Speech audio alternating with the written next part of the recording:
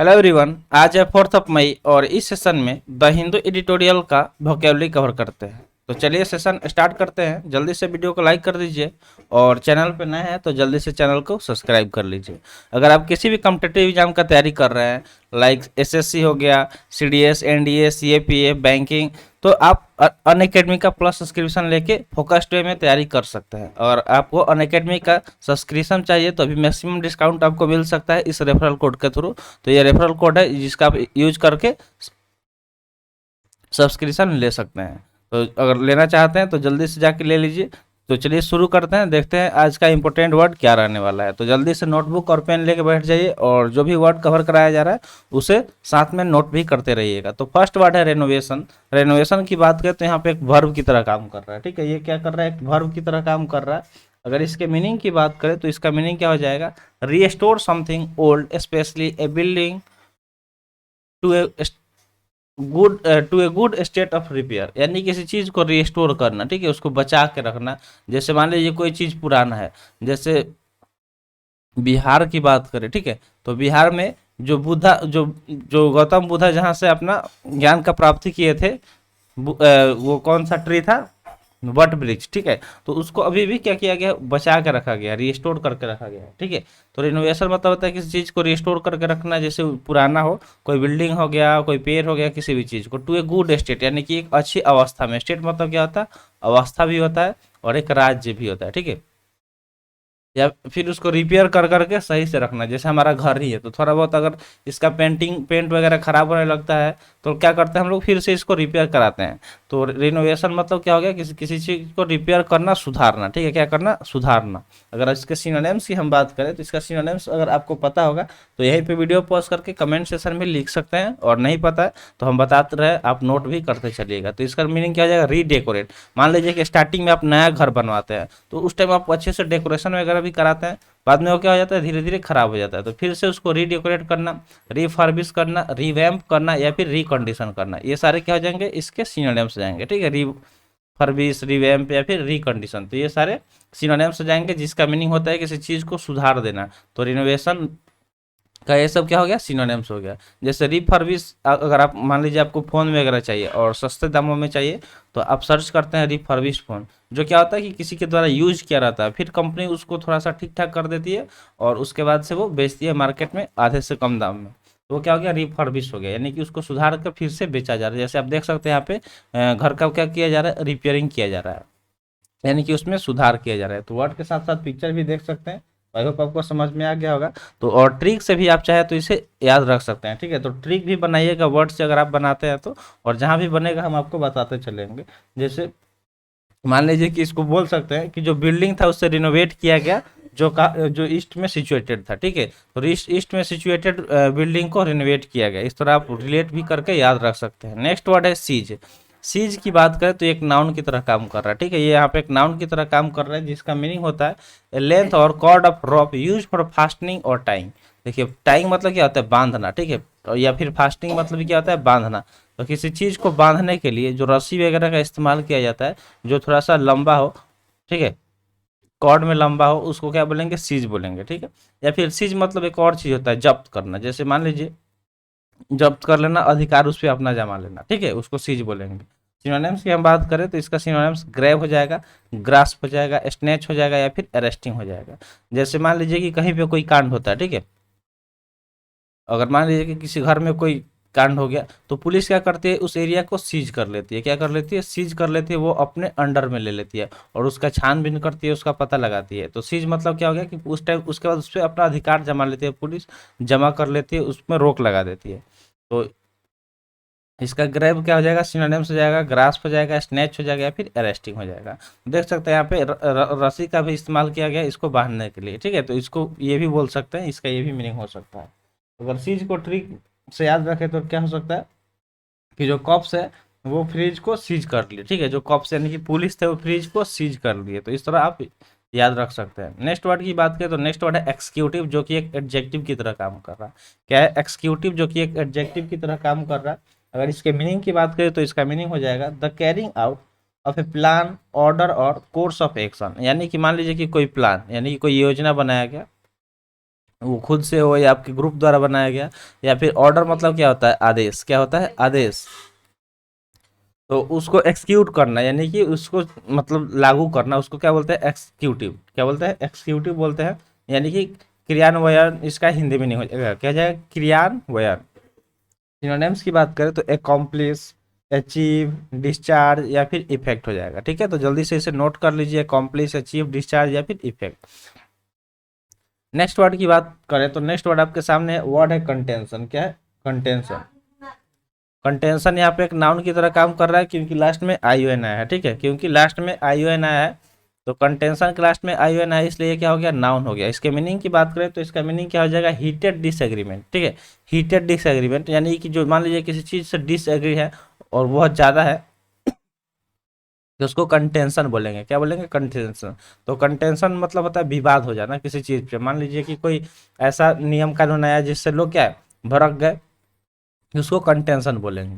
अगर इसका हिंदी मीनिंग देखें तो विवाद हो जाएगा। सिनोनिम्स की बात करें तो डिस्प्यूट, डिस्प्यूटेशन, वेरिएंस या फिर हॉस्टिलिटी, ये सारे इसके सिनोनिम्स हो जाएंगे। ठीक है, जैसे आप यहाँ पे पिक्चर में देख सकते हैं, यहाँ पे काफ़ी ज़्यादा हीटेड डिस एग्रीमेंट है किसी बात को लेके, तो यहाँ पे कॉलर पकड़ा पकड़ी हो चुका है। ठीक है, तो कंटेंशन मतलब क्या हो गया, विवाद हो गया, यानी कि डिस्प्यूट से आप इसको रिलेट करके याद रख सकते हैं। ठीक है, मान लीजिए कि अगर किसी का इंटेंशन सही नहीं हो तो कंटेंशन बढ़ जाता है। ठीक है, तो इंटेंशन से इसको याद रख सकते हैं रिलेट करके कि खराब इंटेंशन वाले से कंटेंशन हो जाता है, यानी कि क्या होता है, हीटेड डिसएग्रीमेंट हो जाता है। नेक्स्ट वर्ड की बात करें तो नेक्स्ट वर्ड है इंसिस्टेंस। क्या है, इंसिस्टेंस, जो कि एक नाउन की तरह काम कर रहा है। अगर इसके मीनिंग की बात करें तो इसका मीनिंग हो जाएगा द फैक्ट और quality of insisting that something is the case और शुड बी डन। तो इंसिस्टिंग मतलब होता है कि ऐसा फैक्ट या क्वालिटी जिसमें किसी को इंसिस्ट किया जा रहा है किसी चीज़ को करने के लिए। ठीक है, उसको इंसिस्टेंस बोलेंगे, यानी कि आग्रह, क्या करना, आग्रह करना किसी से। ठीक है, किसी से आग्रह करना। अगर इसके सिनोनिम्स की बात करें तो इनसिग्निफिकेंट, रिलेंटिंग, ट्रिवियल या फिर अनइम्पोर्टेंट हो जाएगा। ठीक है, ये सारे इसके सिनोनिम्स हो जाएंगे किसके, तो इंसिस्टेंस के।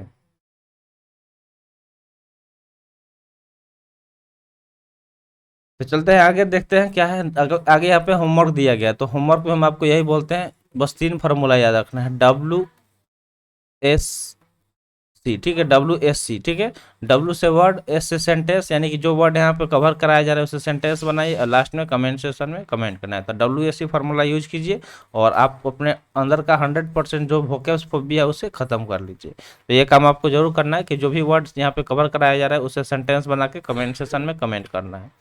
तो चलते हैं आगे, देखते हैं नेक्स्ट क्या दिया गया है। नेक्स्ट दिया गया है कॉग्निजेंस। क्या है, कॉग्निजेंस है, जो कि एक नाउन की तरह काम कर रहा है, जिसका मीनिंग होता है नॉलेज और अवेयरनेस, यानी किसी चीज़ के बारे में नॉलेज यानी कि ज्ञान होना या अवेयरनेस होना, जागरूकता होना। तो कॉग्निजेंस मतलब क्या होगा, ध्यान में रखना, किसी चीज़ को ध्यान में रखते हुए। जैसे मान लीजिए कि आपको नॉलेज है किसी चीज़ के बारे में, उसके बारे में आप जानते हैं, यानी कि क्या, कॉग्निजेंस है आपके पास। सिनोनिम्स की बात करें तो अवेयरनेस, नॉलेज, कॉन्शियसनेस या फिर एप्रीहेंशन, ये सारे इसके सिनोनिम्स हो जाएंगे। जैसे आप यहाँ पे पिक्चर में भी देख सकते हैं, पिक्चर दिखाया गया है, इससे रिलेवेंट पिक्चर इसलिए हम लगा देते हैं ताकि आप वर्ड को विजुलाइज करके आसानी से याद कर पाएं। तो वर्ड क्या हो गया, कॉग्निजेंस, जो कि एक नाउन की तरह काम कर रहा है, जिसका मीनिंग होता है नॉलेज और अवेयरनेस, यानी कि ध्यान में रखना। अवेयरनेस, नॉलेज, कॉन्शियसनेस या फिर एप्रीहेंशन, ये सारे इसके सिनोनिम्स हो जाएंगे। ठीक है, अगर इसको याद रखना होगा तो कैसे याद रख सकते हैं कि जिसके पास कॉग्निजेंस है यानी कि नॉलेज है वो हमेशा कॉन्फिडेंस में रहता है। कैसे रहता है, हम हमेशा कॉन्फिडेंस में रहता है। ठीक है,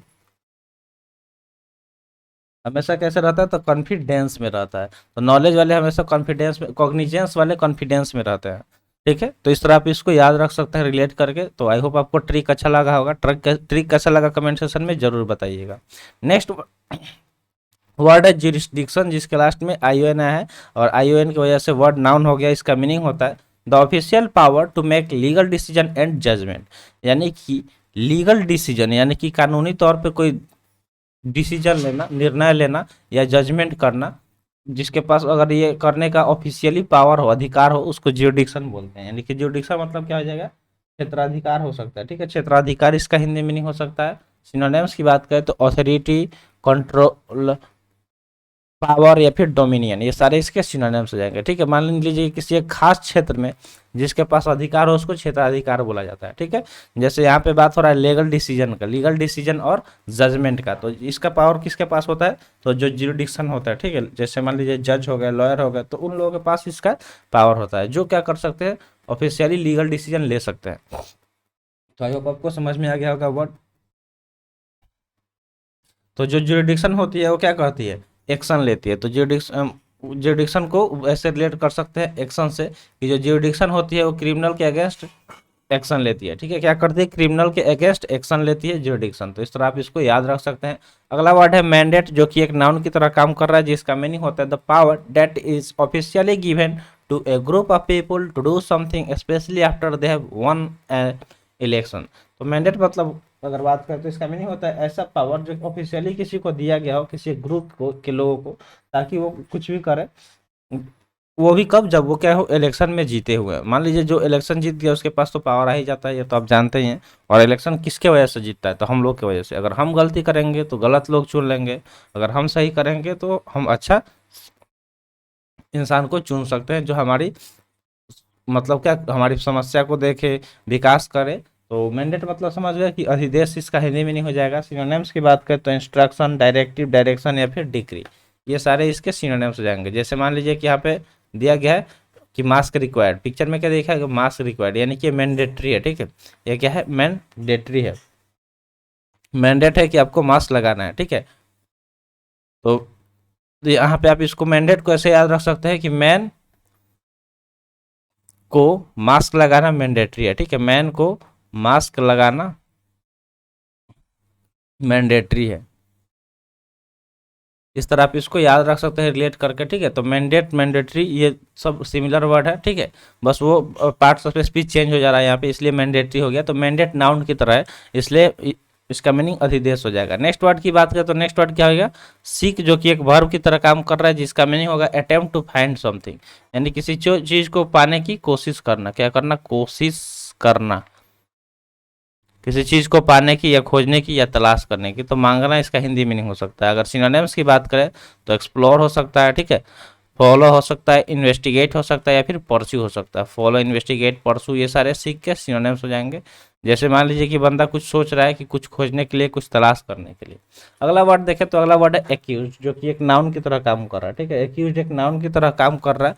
अगर इसके मीनिंग की बात करें तो इसका मीनिंग हो जाएगा a person or group of people who are charge with or on trial for a crime, यानी कि कोई एक पर्सन या ग्रुप ऑफ पीपल जिन्हें चार्ज किया गया है कि या ट्रायल पर रखा गया है किसी एक क्राइम के लिए, किसी क्राइम के लिए। ठीक है, अपराध के लिए, तो उसको एक्यूज बोलेंगे, यानी कि आरोपी। इसका हिंदी में नहीं हो जाएगा, क्या हो जाएगा, आरोपी। अगर सिनोनिम्स की हम बात करें तो इसका सिनोनिम्स अरेंड हो जाएगा। क्या हो जाएगा, अरेंज्ड, इम्प्लीकेटेड, इनक्रिमिनेटेड या फिर इंडिक्टेड। इम्प्लीकेटेड, इनक्रिमिनेटेड या फिर इंडिक्टेड, ये सारे क्या हो जाएंगे, इसके सिनोनिम्स हो जाएंगे। तो वर्ड एक्यूज हो गया, जो कि एक नाउन की तरह काम कर रहा है, जिसका मीनिंग आरोपी हो जाएगा।